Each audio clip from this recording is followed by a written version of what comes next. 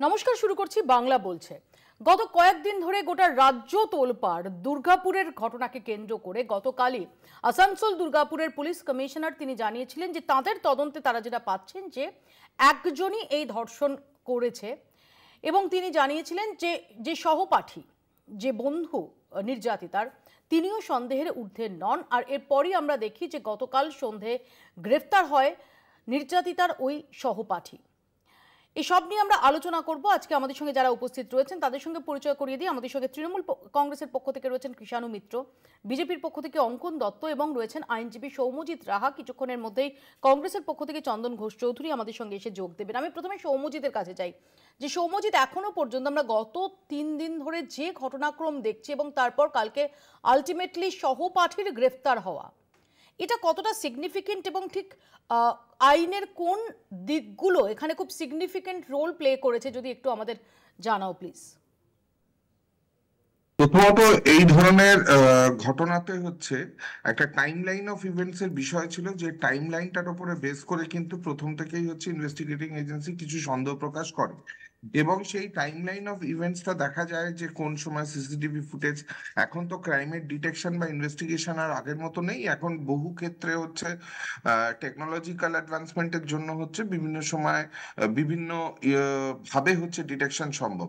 সন্দেহের উদ্দেশ্য ছিল বিষয়টা ছিল না, এবং সেই ক্ষেত্রে আমরা দেখতে পাই যে যখন এখানে তার সহপাঠী, যে তিনি হচ্ছে এখানে হচ্ছে অ্যাকিউজড হিসেবে তাকে যখন ইনভলভ করা হচ্ছে, তখন ন্যাচারালি ইনভেস্টিগেশনে হচ্ছে ভিকটিম কি স্টেটমেন্ট দিয়েছে হচ্ছে জুডিশিয়ালি সেই স্টেটমেন্টটা ফ্যাক্টর করবে। সেই ক্ষেত্রে হচ্ছে বাকি উইটনেসরা বা যারা সার্কামস্ট্যান্সিয়াল এভিডেন্স গুলো আছে সেই পার্টটা ম্যাটার করবে, এবং এই ক্ষেত্রে যে কন্ট্রাডিক্টরি স্টেটমেন্ট কেন দিয়েছিল হচ্ছে এই পার্টিকুলার অ্যাকিউজ, সেটা একটা ইম্পর্টেন্ট ইস্যু। এবং আজকে কিন্তু আমি এই ঘটনার পরিপ্রেক্ষিতে শুধু বলছি না, আইনের ক্ষেত্রে যদি দেখা যায় কোনো ভিকটিমও যদি তার হচ্ছে কোনো স্টেটমেন্ট হচ্ছে ফলসিফিকেশন অফ ফ্যাক্ট হয়, সেক্ষেত্রেও কিন্তু হচ্ছে বহু ক্ষেত্রে আমরা দেখি যে তার আইনে বিধান আছে। কারণ জুডিশিয়াল স্টেটমেন্টে সে কি বলেছে, পুলিশের কাছে 161-এ কি বলেছে, এবং সাবসিকুয়েন্টলি অন্যান্য সার্কামস্ট্যান্সিয়াল এভিডেন্স কি বলছে, সেটা কিন্তু ম্যাটার করে যাবে ইনভেস্টিগেশনে। কারণ এই সহপাঠীর যে অ্যাকিউজ, তার রোলটা কি ছিল, এই কারণ তাকে হচ্ছে যতটুকু আমি শুনছি পুলিশ কাস্টাডি হচ্ছে তাকে দেওয়া হয়েছে, এবং সেই ক্ষেত্রে হচ্ছে ডিউরিং কোর্স অফ ইনভেস্টিগেশনে সে কি কি স্টেটমেন্ট দিচ্ছে এবং স্টেটমেন্টের পার্সুয়েন্টে কি কি রিকভারি হচ্ছে, কি ডেভেলপমেন্ট হচ্ছে, কি এভিডেন্স আসছে, সেগুলো কিন্তু অনেকটাই হচ্ছে নির্ভর করছে এই কেসের হচ্ছে ফেটটার গতি প্রকৃতিটা ঠিক করার ক্ষেত্রে। আমি আসবো আলোচনায়, তার আগে একবার দেখে নেওয়ার চেষ্টা করবো যে ঠিক কি ঘটলো এবং এই নিয়ে এই মুহূর্তে দাঁড়িয়ে আজকেও আমরা দেখেছি যে মুখ্যমন্ত্রীর কাছে মার্জনা যে নিয়েও নির্যাতিতার বাবা তিনি বলছেন যে সোনার বাংলা সোনারই থাকুক, তারা আর এখানে থাকবেন না, মেয়েকে নিয়ে ওড়িশায় ফিরে যাবেন। অন্যদিকে শুভেন্দু অধিকারী তিনি তদন্তের এই গতি প্রকৃতি সেটা মানতে নারাজ। শুরুতে চোখ রাখবো প্রতিবেদনে।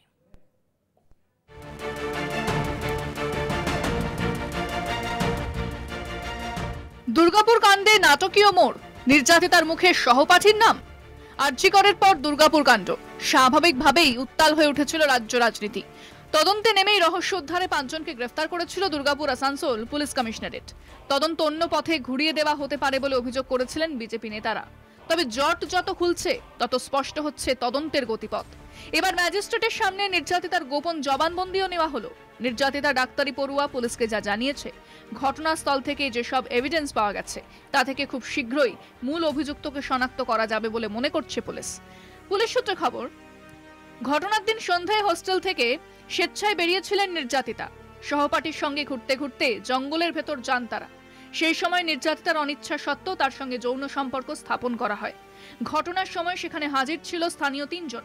ঘটনার পরই দৌড়ে পালিয়ে যান সহপাঠী। সহপাঠীকে ফোন করতে বলেন উপস্থিত 3 জন। ওই সহপাঠী প্রথমে ফোন ধরেননি, দ্বিতীয়বার ফোন করলে জানান তিনি আসতে পারবেন না। তখন ওই 3 জন ফোন কেড়ে নিয়ে শ্লীলতাহানি করে। নির্যাতিতার চিৎকারে ছুটে আসে আরো 2 জন। উপস্থিত 3 জন যুবক তখন পালিয়ে যায়। বাকি 2 জন বলে 3000 টাকা দিয়ে বিষয়টি মিটিয়ে নিতে।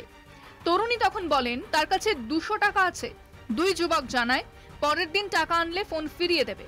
নির্যাতিতা তখন হস্টেলে ফিরে আসেন। পুলিশ সূত্রে খবর, পরিকল্পনা করেই সেদিন ডাক্তারি পড়ুয়াকে নিয়ে যাওয়া হয়েছিল জঙ্গলে। কিছু পরীক্ষার রিপোর্ট এলে যৌন নির্যাতনের জন্য ঠিক কে দায়ী তা আরও পরিষ্কার হয়ে যাবে। যদিও পুলিশ তদন্ত অন্যদিকে ঘোরাতে চাইছে বলে অভিযোগ করেছেন শুভেন্দু অধিকারী। গ্যাংরেপ ইতিমধ্যে সজ্জন ঝুঞ্ঝুলওয়ালাকে দিয়ে গ্যাংরেপকে রেপ করে দিয়েছে এবং ওর বয়ফ্রেন্ড তিনিও হয়তো যুক্ত, তাকে অভিযুক্ত করে বাকি জিহাদিগুলোকে, ধর্ষকগুলোকে খালাস করার জন্য যেটা করার এত প্রোঅ্যাক্টিভ কেন? সুনীল চৌধুরীর প্রেস কনফারেন্স করছে কেন? প্রেস কনফারেন্স যদি করার থাকে বাবা মা করবে। এত প্রোঅ্যাক্টিভ কেন পুলিশ? সেভ করার জন্য ওই জিহাদিগুলোকে, ধর্ষকদের, স্পেশাল কমিউনিটি। ঘটনার পর ভেঙে পড়েছেন নির্যাতিতার বাবা। তিনি চাইছেন মেয়েকে নিয়ে ওড়িশায় ফিরে যেতে। এটা হচ্ছে বন্ধু অ্যারেস্ট হয়েছে, ওরা কাস্টাডি হতে হচ্ছে। আমি তো বলেছি ওরা দোষী, বাকি ওরা ইনভেস্টিগেশন করে ওরা আমার কাছে সিবিআই তদন্ত চাইছেন। আমি তো কালকে থেকে বলেছি, আজকে থেকে বলেছি সিবিআই তদন্ত হলে একটু ভালো হবে, কিন্তু ওটা শুনো, ওটা বেঙ্গল গভর্নমেন্টের উপরে ডিপেন্ড করে। মমতা দিদি আমার মা মতো, ওকে কোটি কোটি প্রণাম। যদি আমি কিছু ভুল আপনাকে গেলে দিচ্ছি, আপনার মতবে আপনার ছেলে মতো আমাকে ক্ষমা করে দিবে, আমার মেয়েকে ন্যায় দিবে এটা চেষ্টা করবে। আমার মেয়ে নেই, টোটাল ইন্ডিয়ার মেয়ে ওরা। দুর্গাপুর কাণ্ডে বিজেপি পুলিশকে সার্টিফিকেট দিতে রাজি নয়, তবে তারা সিবিআই তদন্তও দাবি করেনি। নির্যাতিতার পরিবারও আজ সিবিআই তদন্তের দাবি থেকে দূরেই থেকেছেন। সব দেখে বিজেপিকে দুষতে ছাড়েনি তৃণমূল। তাদের মতে দুর্গাপুর কাণ্ডে রাজনীতি করতে ছাড়ছে না বিজেপি। কলকাতা টিভি। আমি অঙ্কনের কাছে এখানেই আসবো যে অঙ্কন, শুভেন্দু অধিকারী তিনি এখনো দাবি করছেন যে আসলে গোটাটাই এত প্রোঅ্যাক্টিভলি করা হচ্ছে, তার কথা মতো কোট আনকোট নির্দিষ্ট সম্প্রদায়ের মানুষ যারা অভিযুক্ত তাদের আড়াল করার জন্য ইত্যাদি ইত্যাদি। আমি সে প্রসঙ্গে না গিয়েও যদি এই বিষয়টি একটু তুমি আমাদের কাছে স্পষ্ট করো যে তাহলে সিবিআই তদন্তের দাবি তোমরা করছো না কেন? তোমরা তো এর আগে আমরা দেখেছিলাম যে আদালতে গেছো, সিবিআই তদন্তের দাবি নিয়ে বা আবেদন নিয়ে, আর্জি নিয়ে আদালতে কেন যাচ্ছ না? সিবিআই তদন্ত হওয়ার আগে আমরা এর আগে বহু কেসে দেখেছি, সে আরজিকর থেকে হাসখালি, যে পশ্চিমবঙ্গ পুলিশের কাছে যখন তদন্ত থাকে সেই সময় পুলিশ যত ধরনের যেভাবে পারে তথ্য প্রমাণ লোপাট করে, এবং তথ্য প্রমাণ লোপাট করে শেষমেশ কোনো নির্যাতিতার বিচার যেন না পায় সেটাকে এনশিওর এই রাজ্যের পুলিশ করে। এবং এটা তো নতুন কিছু নয়, পুলিশি তদন্তে গাফিলতি থাকে এবং সেই গাফিলতিতে একের পর এক ধর্ষণ এবং গণধর্ষণের মামলায় যারা অভিযুক্ত ধর্ষক তারা সবাই রেহাই পেয়ে গেছে। এটা তো আমরা দেখেছি, আমরা কামদুনি ভুলে যেতে পারি না। সেই মেয়েটার কি মানে আজ অব্দি আজকে সে ন্যায় বিচার পেয়েছে সেই মেয়েটা? আবার যদি দেখি যে আরজিকর পরবর্তী সময়ে গত এক বছরের কিছু বেশি সময়ে জয়নগর থেকে শুরু করে ফারাক্কা থেকে শুরু করে গুরাব, সেখানে আমরা দেখেছি যে ক্যাপিটাল পানিশমেন্টের আপনি জয়নগরের যে উদাহরণটা দিলেন, লোয়ার কোর্টে গিয়ে সেটা ক্যাপিটাল পানিশমেন্ট পেল, ঠিক যখন হায়ার কোর্টে এলো ক্যাপিটাল পানিশমেন্টের ইয়েটা কিন্তু আবার বিচারাধীন হয়ে গেল। ঠিক আমরা দেখেছি একইভাবে কামদুনি, একেবারে কড়া, একেবারে কাটোয়া। না না, স্ট্রাকচার তাই নয়, ব্যাপারটা হচ্ছে যে স্ট্রাকচারকে দোষ দিয়ে তো লাভ নেই। আপনি এমন পুলিশি তদন্ত করছেন, লোয়ার কোর্টে যাবজ্জীবন হয়ে যাচ্ছে কিংবা ফাঁসি হয়ে যাচ্ছে, তারপরে যখন হাইকোর্ট বা সুপ্রিম কোর্টে আসছে কামদুনি, কড়েয়া, হচ্ছে তমলুক, কাটোয়া, হচ্ছে হলো আপনার ইয়েতে শেষ যেটা আমরা দেখলাম কিছু মাস আগেই হচ্ছে হলো ইলামবাজার, একের পর এক ধর্ষণের ঘটনায় পুলিশি তদন্তে গাফিলতি হচ্ছে এবং তার জন্য কি হচ্ছে, ধর্ষকরা বেকসুর খালাস হয়ে যাচ্ছে। এবং আমার পুলিশ মন্ত্রী তথা মুখ্যমন্ত্রীর কাছে একটাই প্রশ্ন, যে এই যে পুলিশি তদন্তে গাফিলতি হচ্ছে, এই পুলিশদের বিরুদ্ধে যারা তদন্তে গাফিলতি করলো তাদের বিরুদ্ধে কি কোনো আইনানুগ ব্যবস্থা পুলিশ মন্ত্রী নিয়েছে? কোনো ইন্টার ডিপার্টমেন্টাল এনকোয়ারি বসিয়েছে? উত্তর হচ্ছে না। মুখ্যমন্ত্রী যদি পুরো সিস্টেমটা এমন করে রাখেন যে ধর্ষকরা কিছু মাস বা কিছু বছরের জন্য জেলে ভাত খেতে আসবেন, তারপর আবার বেরিয়ে গিয়ে মাছ ভাত খেতে খেতে, মাংস ভাত খেতে খেতে আমাদের এই বাংলা বলছে অনুষ্ঠানটা দেখবেন, তাহলে পশ্চিমবঙ্গে ধর্ষকরা মনে বল পাচ্ছে।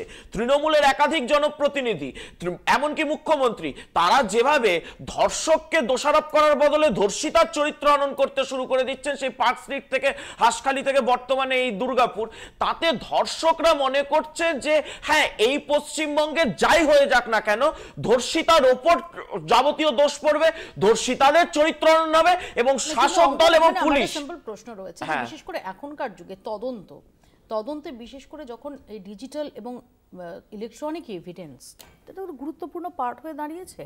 এবং আমরা দেখেছি যে এই যে গোটা বিএনএসএস, সেটাকে ভীষণ রকমভাবে তাকে ক্ষমতায়ন করা হয়েছে, এই ডিজিটাল এভিডেন্স, এই ইলেকট্রনিক এভিডেন্স। কারণ এর আগে যখন আইন ছিল, সেই সময় যখন তৈরি হয়েছিল, সেই সময় দাঁড়িয়ে এগুলোর কোনো অস্তিত্ব ছিল না। কিন্তু বর্তমানে ইলেকট্রনিক এভিডেন্স, ডিজিটাল এভিডেন্স অত্যন্ত প্রয়োজনীয় একটা জিনিস, অত্যন্ত জরুরি একটা জিনিস। তার ভিত্তিতে তো এই যে ডটগুলোকে জোড়া, তার কাজটা যে তদন্তকারীরা করছেন, যদি আমি ধরে নিই যে তথ্য প্রমাণ লোপাট হচ্ছে, তাহলে কি সেটা এতটা সহজ? যদি সহজ হয়, তাহলে তো যেখানে কলকাতা পুলিশ তথ্য লোপাট করছে, যেমন সিসিটিভি ফুটেজ নিয়ে আরজি করের সময় যে এত শোরগোল হয়েছিল, সিবিআই এসে কোথাও বলেন যে সিসিটিভি ফুটেজ লোপাট করা হয়েছে। না না, তথ্য প্রমাণ লোপাট, সিবিআই কোথাও বলেনি যে প্লেস অফ অকারেন্স, সেই চার্জশিট দেখেছি, সেখানে কোথাও বলা নেই যে প্লেস অফ অকারেন্স এটা কোনো রকম ভাবে ড্যামেজ করা হয়েছে। কিন্তু নির্যাতিতার দেহ সেটা বাবা মাকে না জানিয়ে, এমনকি বাবা মার বয়ান, যেটা সিবিআই এর অফিসারের স্বাক্ষর সম্বলিত যে বয়ান, সেটা আমরা অ্যাক্সেস করেছিলাম। কিন্তু নির্যাতিতার দেহটা কিভাবে পোড়ানো হয়েছে? বাবা মাকে না নির্যাতিতার দেহ পুড়িয়ে দেওয়া হয়েছে, সেটা আইন বিরুদ্ধ ছিল। পোস্টমর্টেম যেটা হয়েছিল সেটা আইন বিরুদ্ধ হয়েছিল। এবং সবকিছু বাদ দিন না, যে রিসেন্ট আপনার হচ্ছে উল্টোডাঙ্গা একটা রেপ কেস হলো, উল্টোডাঙ্গা পুলিশ যেহেতু ক্রাইমের রেকর্ডে আনতে চাইবে না, উল্টোডাঙ্গা থানা কি বললো যে ৩,০০০ টাকা দিচ্ছি, আপনি কেসটাকে সাল্টে নিন। একই ঘটনা আমরা দেখলাম বারাসাতের সময়, এই ৬ মাস আগে কি হলো, বারাসাতে একটি রেপ হলো, বললেন আপনি বলুন দরদামটা ঠিক করুন, যে ঠিক করুন কিভাবে কেসটাকে ধামাচাপা দেওয়া যায়। পুলিশের কাজ কি হচ্ছে, নেগোশিয়েট করে দিচ্ছে ধর্ষকের সাথে, যাতে ক্রাইম রেটটাকে ধামাচাপা রাখা যায়। বিষয়টা হচ্ছে না যে বিজেপি এত মিথ্যার ফানুস তৈরি করেছে, এখন নিজেদের মিথ্যেতে নিজেরা জড়িয়ে যাচ্ছে। প্রথম কথা বলে রাখি যে এই যে বললো না পুলিশি তদন্ত নিয়ে, ২-৪টে কথা বলা দরকার। একটা হচ্ছে যে এই পুলিশি তদন্ততে যদি লোয়ার কোর্ট কোনো একটা ভার্ডিক্ট দেয়, তো সেটা তো তদন্তের ভিত্তিতেই তো দিয়েছে। তারপরে আপার কোর্টে গিয়ে, হায়ার কোর্টে গিয়ে সেটা বদলি হয়ে যাওয়া, তো তদন্তটা তো পাল্টে যায় না।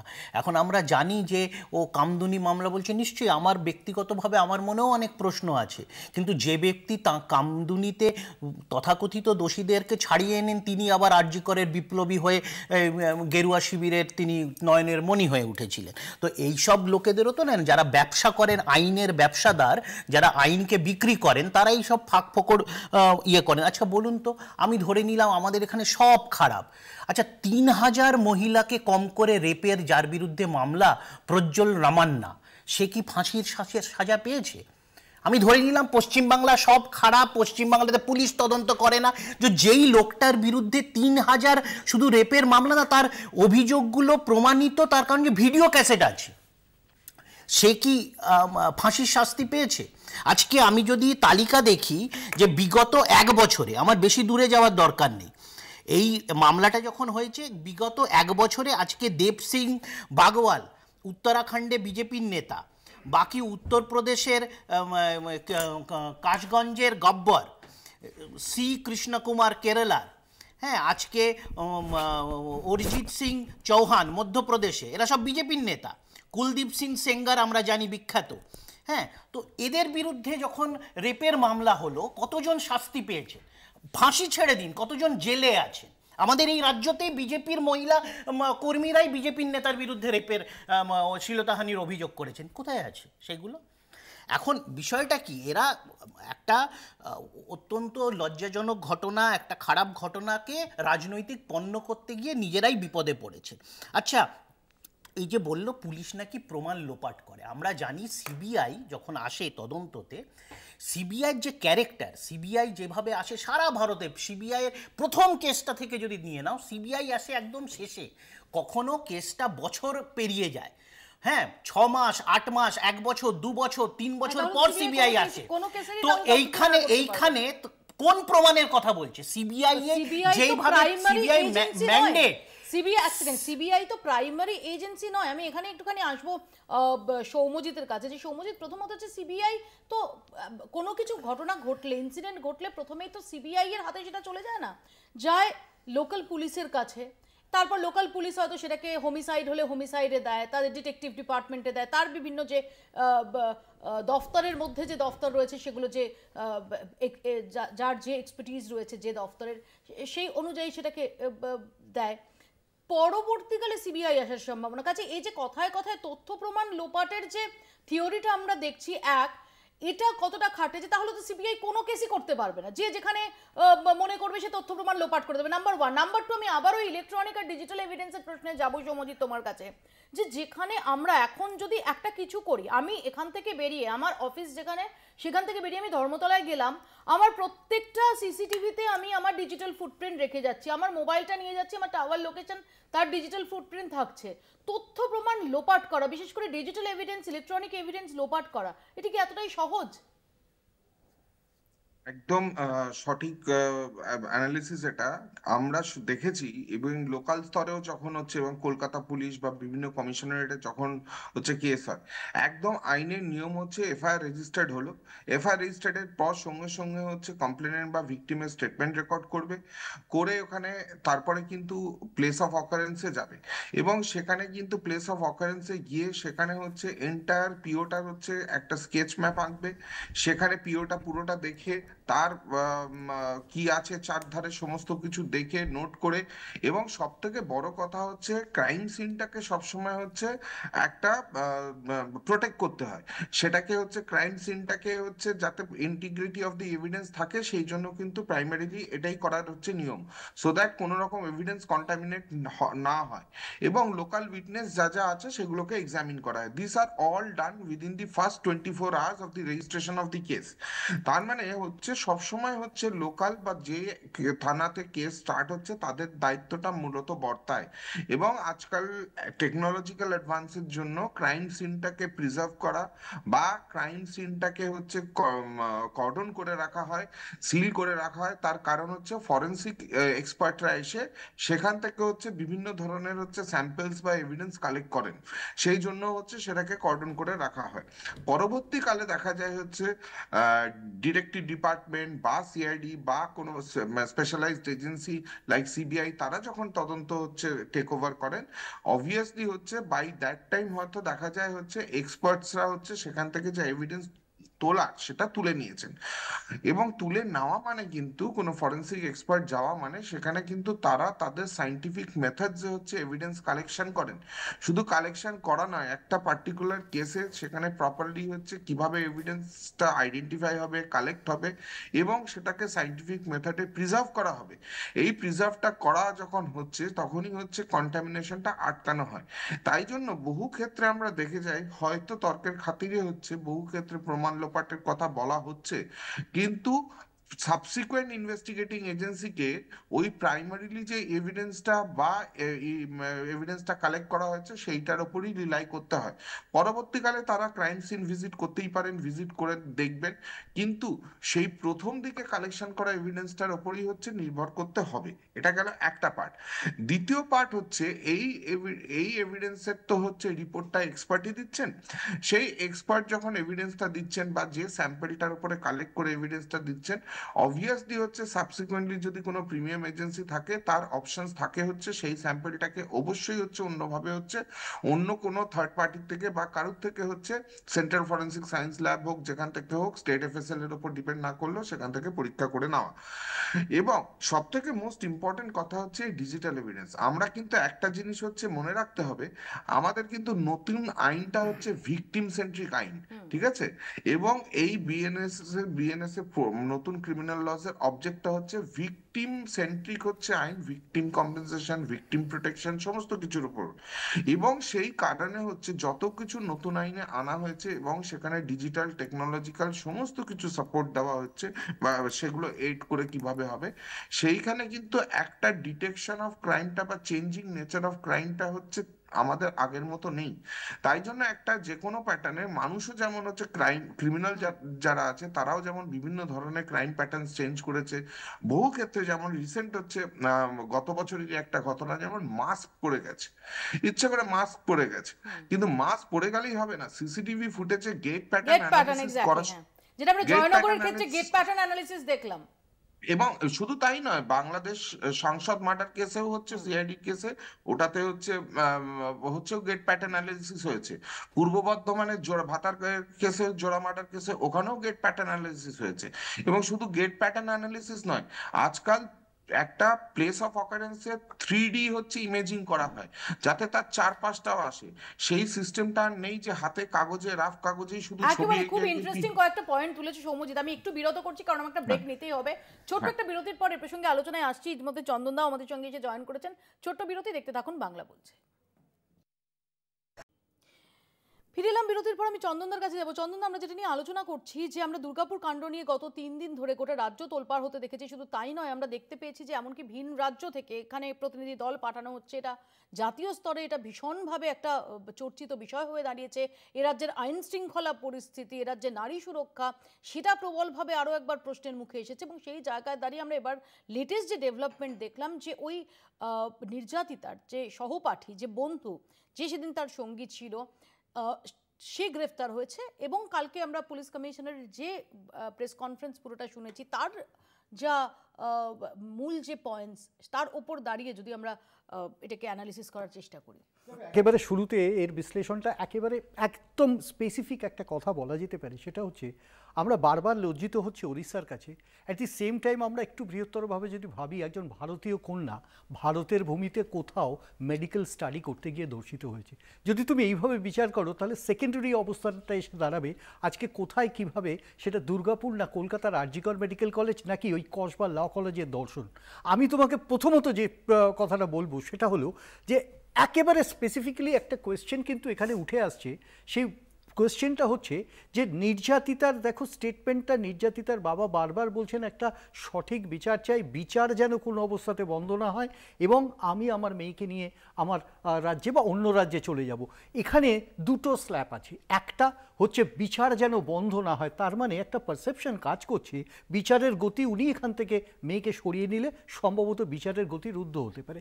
দ্বিতীয় প্রশ্নটা এখানে আরেকটু বৃহত্তর, সেটা হচ্ছে যে আমরা একটি মেয়েকে মেডিকেল স্টাডিতে, সে অল ইন্ডিয়া পরীক্ষা দিয়ে এখানে চান্স পাওয়ার পরে সেখানে পড়তে এসছে। আমরা খুব ভালো করে জানি, দেখো সর্বত্র সব প্রফেশনকে সম্মান জানিয়ে বলি, আমরা দুজন ডাক্তারকে এখানে নিগৃহীত হতে দেখলাম এবং একজন ডাক্তারের মৃতদেহ এখানে পাওয়া গেল মাত্র 16 মাস, 1 বছর 4 মাসের মধ্যে।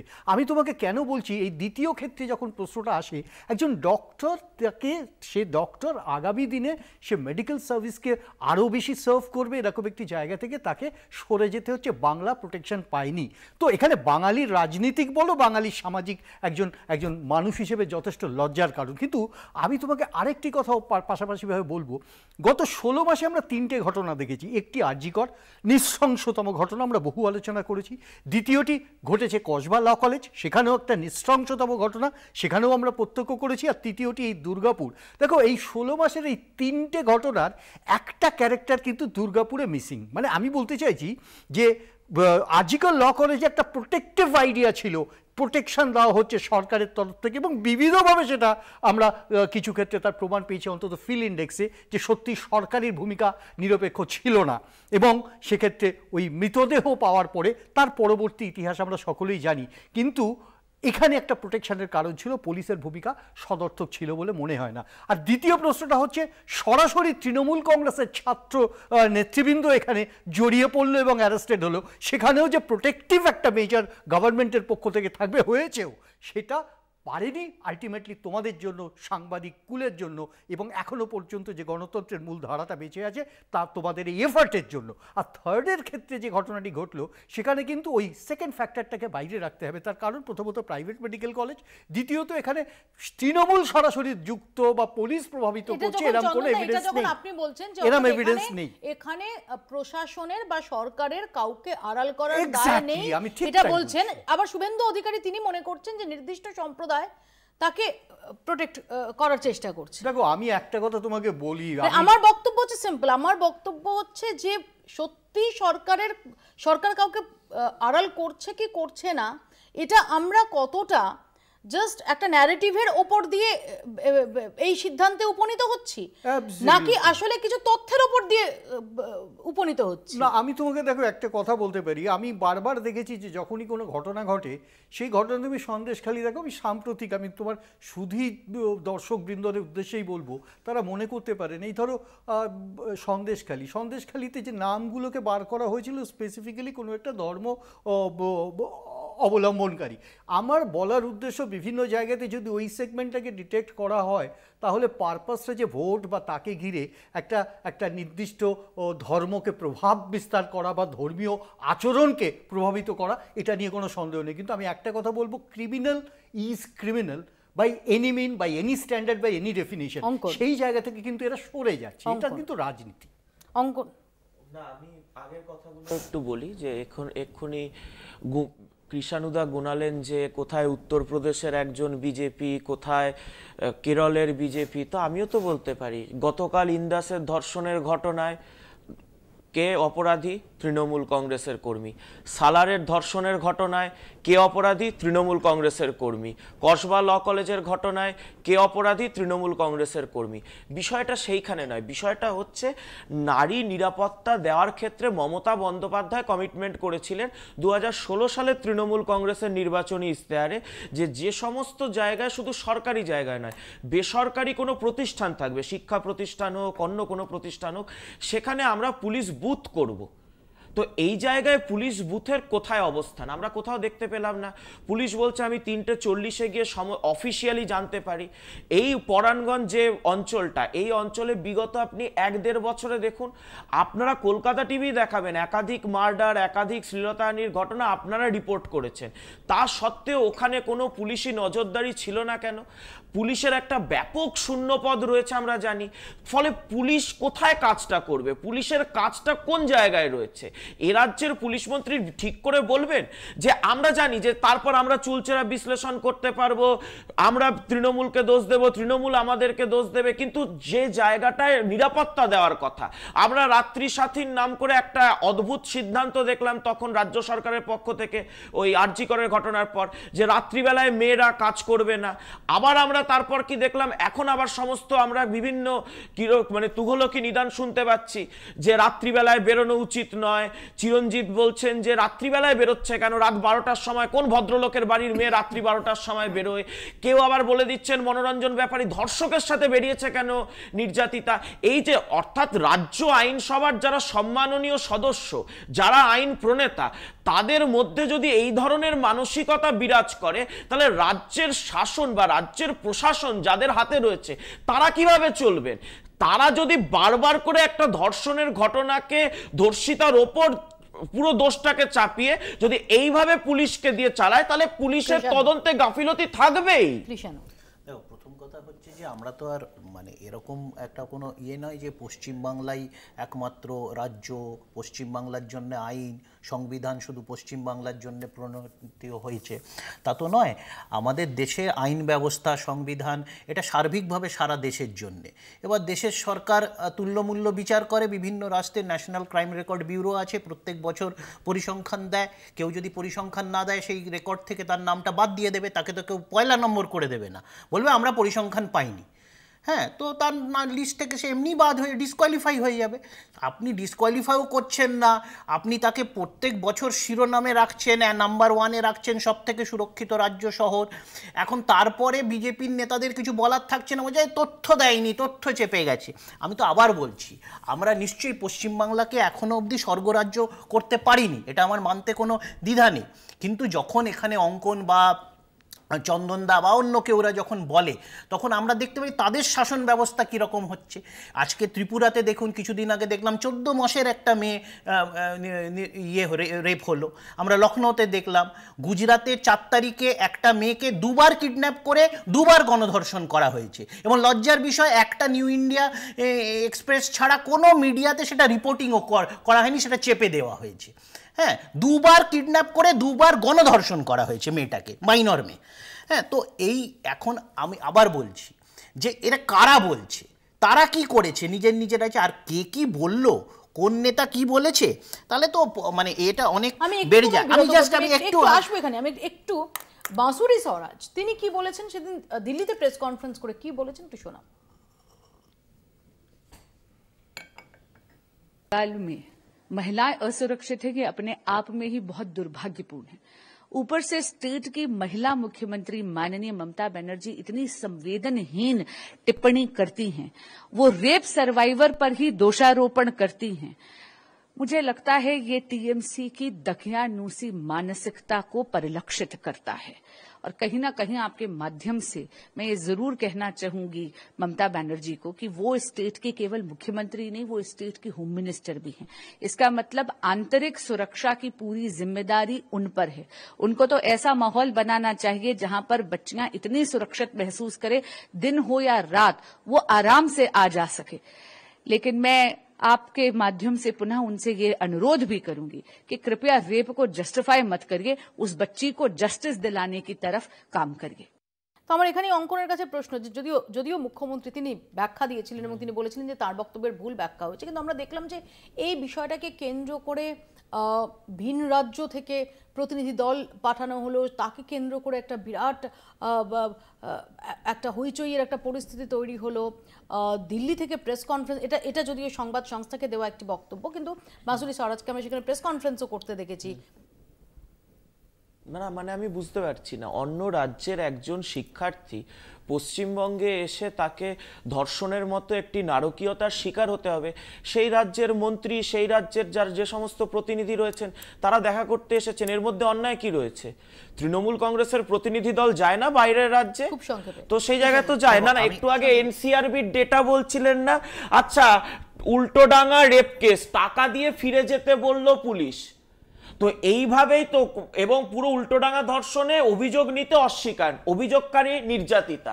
তো এই যে যেভাবে করে আজকে এই যে এনসিআরবির ডেটা বলা হয় না, এনসিআরবির ডেটাতে একটার পর একটা ক্রাইম ঘটবে কিন্তু পুলিশ সচেতনভাবে কোনো রিপোর্ট রেজিস্টার করবে না, দিয়ে বলবে ওই তো দেখো বিজেপি শাসিত রাজ্যে এতগুলো রিপোর্ট, কংগ্রেস শাসিত রাজ্যে এতগুলো রিপোর্ট, তোমরা তো রেজিস্টারই করো না রিপোর্ট।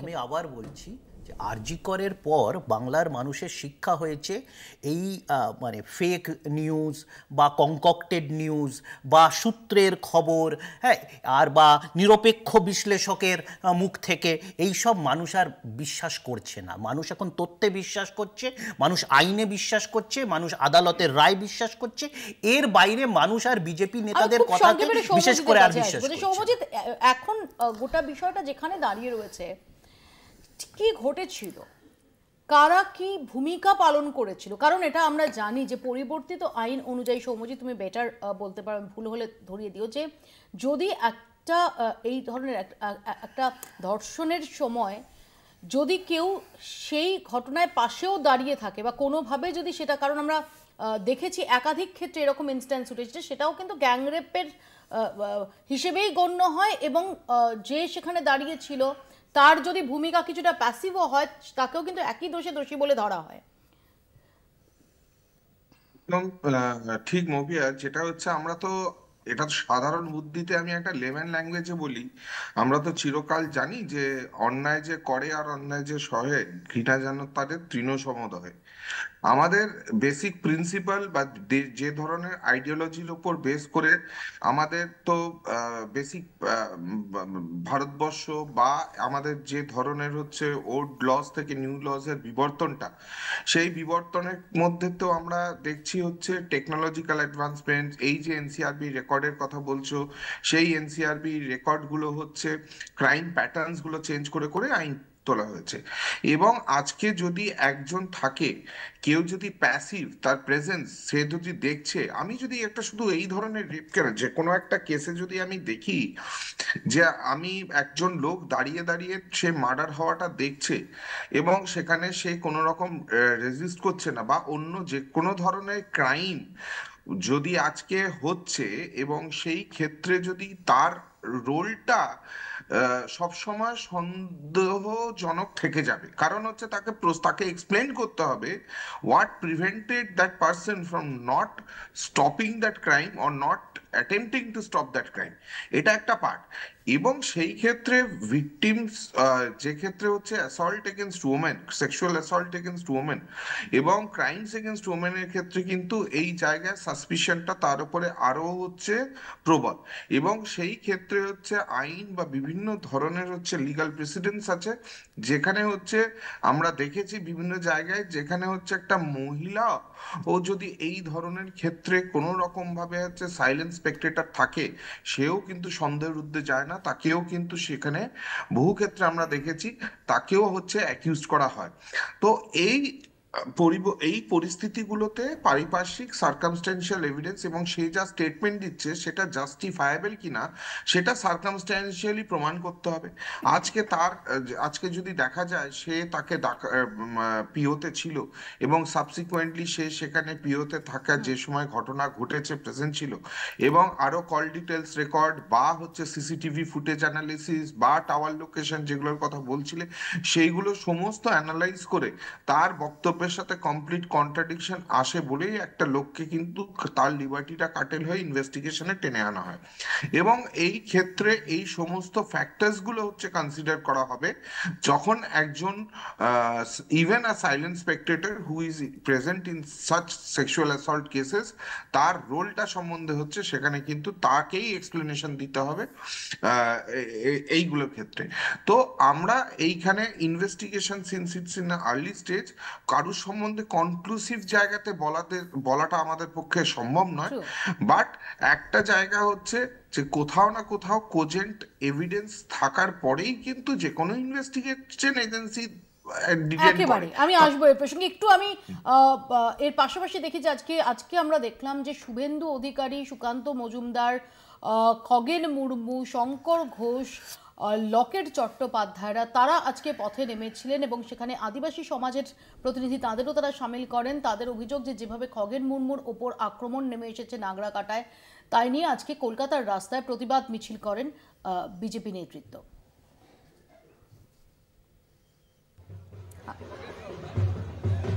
আমি একটু শোনাবো শুভেন্দু অধিকারী, লকেট চ্যাটার্জি এবং শঙ্কর ঘোষের বক্তব্য।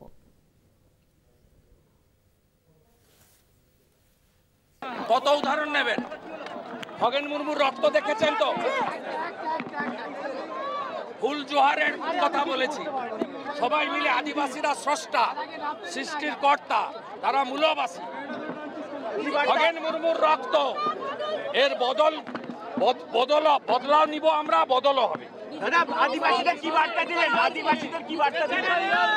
আদিবাসী এবং ভারতীয় জনতা পার্টি একজোট হয়ে সরকারকে সরাবে। সুবল সোরেন, ডাক্তার সোরেন, রামপুরহাটের ওই বাচ্চা একরত্তি, সব আদিবাসীদের উপর অত্যাচার এরাই করছে। আপনারা দেখেছেন খগেন মুর্মুর রক্তাক্ত মুখ, আপনারা দেখেছেন বিধায়কের মুখ, আপনারা দেখেছেন বিভিন্ন জায়গায় আদিবাসীদেরকে যেভাবে, মানে খগেন মুর্মুর মধ্যে একজন জনপ্রতিনিধি, তার লাখ লাখ ভোটার তাকে এই জায়গায় বসিয়েছে, তাকে যেভাবে ঢিল ছুঁড়ে রক্তাক্ত করে দিয়েছে দেহ, রক্তাক্ত করে দিয়েছে মুখ। আদিবাসীদের মুখ রক্তাক্ত করছে এই সরকার। জল, জমি, জঙ্গলের কাঠ কেটে নিচ্ছে, তাদেরকে থাকতে দিচ্ছে না, তাদের পরিবেশটাই থাকার মতো আদিবাসীদেরকে একদম মানে পুঁতে ফেলার মতো একটা পরিকল্পনা করেছে এই সরকার। মানুষের প্রতি তাদের যে ক্রোধ, জিজ্ঞাসা, সেটা প্রকাশিত হয়েছে খগেন মুর্মুকে যেভাবে রক্তাক্ত করা হয়েছে।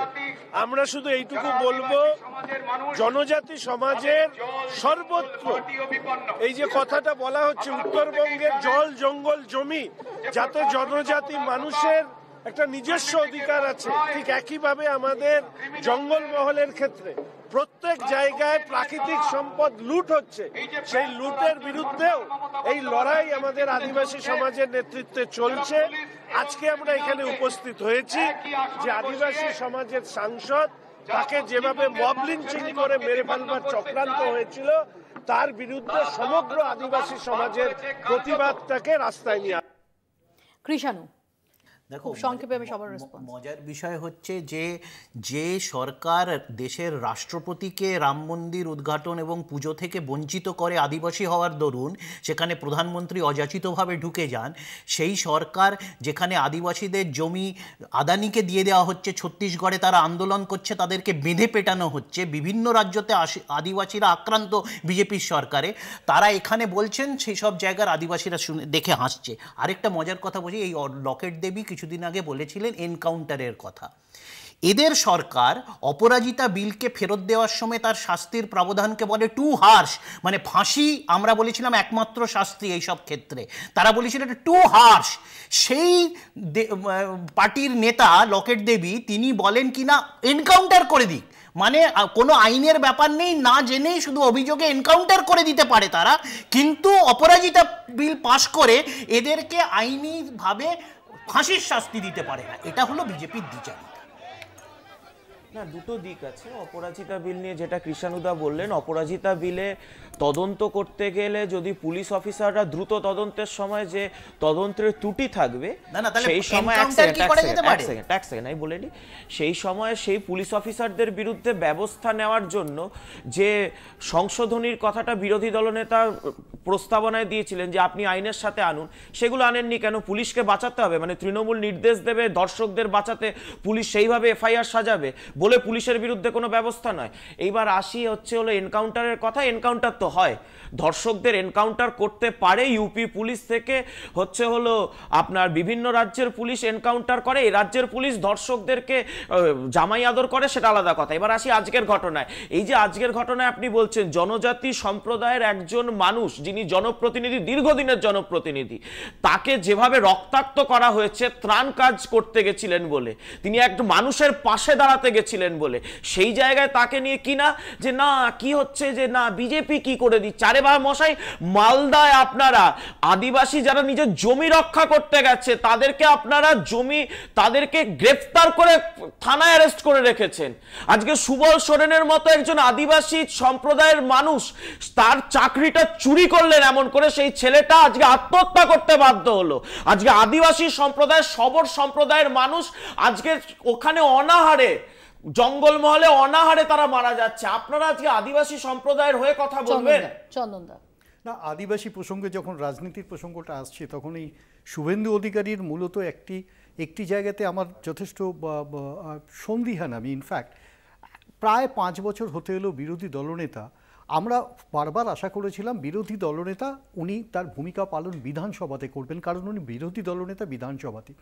হুঙ্কারের রাজনীতি থেকে আমার মনে হয় শুভেন্দু অধিকারী বা তার নেতৃত্বে যে সংসদীয় দল অর্থাৎ বিধানসভার যে দলটি, তারা কিন্তু প্রোঅ্যাক্টিভ। বিধানসভায় কি মানে আমি কেন বলি, আমাকে খুব সচেতন মনে হয় অঙ্কনকে।